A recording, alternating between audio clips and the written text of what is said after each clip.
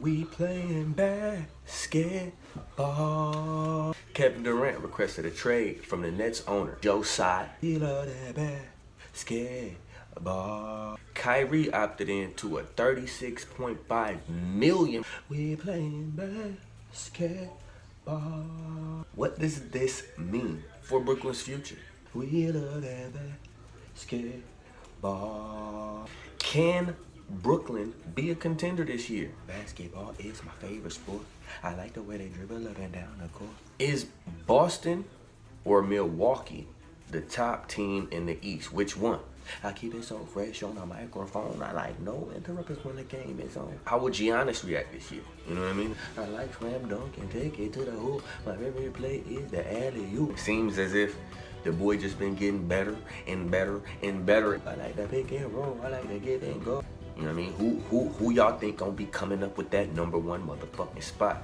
It's basketball. Bow wow, let's go. Ah.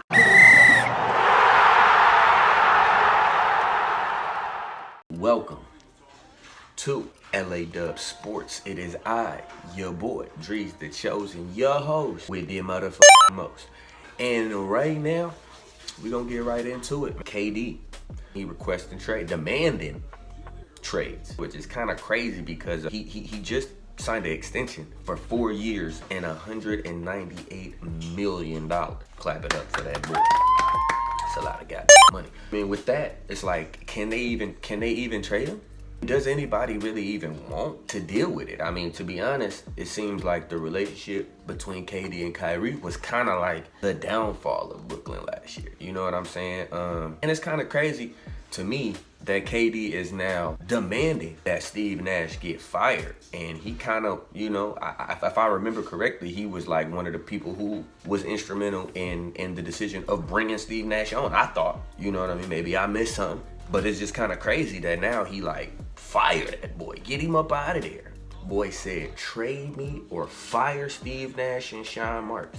Yo, that's wild. Me personally, I don't think it's Steve Nash's fault that Brooklyn lost. I mean, granted, he definitely made some decisions that probably could have been better. But do I think that he's the sole blank, like KD fired him, man?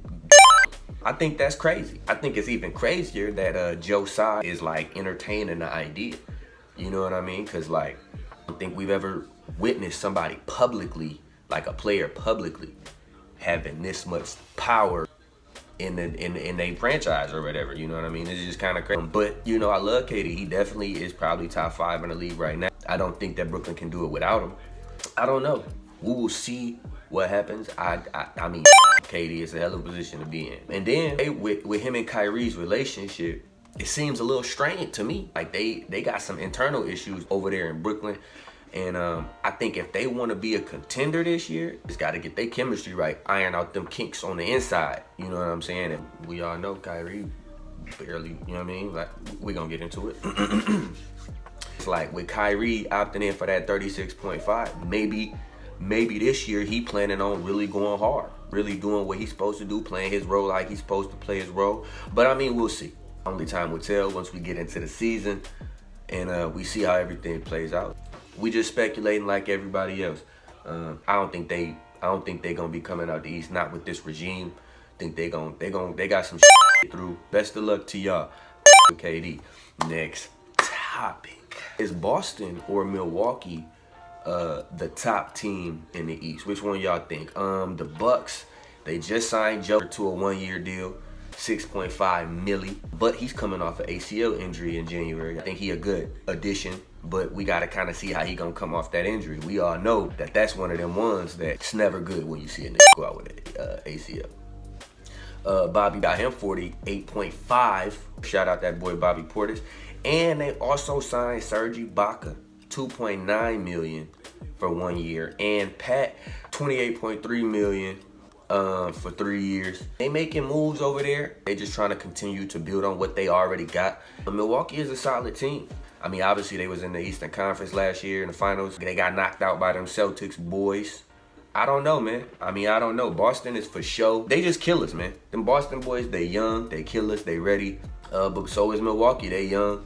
And I think that if they wasn't missing the pieces that they was missing last year, they probably could have went back at least to the finals against the Warriors. But Giannis is getting better every year. Will he continue that trend? Will he keep going down that road? It looked like the sky's the limit for Giannis. So I think with that, Milwaukee sky is the limit. Giannis he's developed the skills necessary to do whatever it is that he wants to do on that court. I think them boys, if healthy, I think Milwaukee is the best team on the East. And the Celtics, they picked up Malcolm Brogdon and Danilo. Brogdon is for sure a good-ass pickup for the team. I think it would be interesting to see if KD go to Boston. How crazy would that be? I don't know if it's possible or how that would go. Because I know they would for sure have to give up some to get KD. And I don't know if it's really worth it for Boston. They went to the finals last year and gave the Warriors a run for their bread. So I mean, like, do they really need a KD? I mean, he's a great scorer. Like I said, top 5 players in the league for sure in my eyes. But I mean, I don't know if Boston really ready to spend that bread or even have that necessarily come over there. But I think it could be interesting to see how this year play out, you know what I mean? And see what them boys end up doing. But yeah, the East is looking crazy. So let's see what happens, you know, not to mention, you know, I didn't really get into Philly, you know, Atlanta. You know, the East is looking good. I mean, let's see what happens, man. Let's see what happens. Yeah, and it's episode 1 of LA Dub Sports with your boy Dreez, the chosen, your host with the most. And as I always love to remind y'all, 1 strong mind is good, 2 strong minds are better. We are far weaker apart compared to how strong we are together. Your network determines your net worth. It don't matter what the check worth. This is Loyalty Above Wealth. Until next time.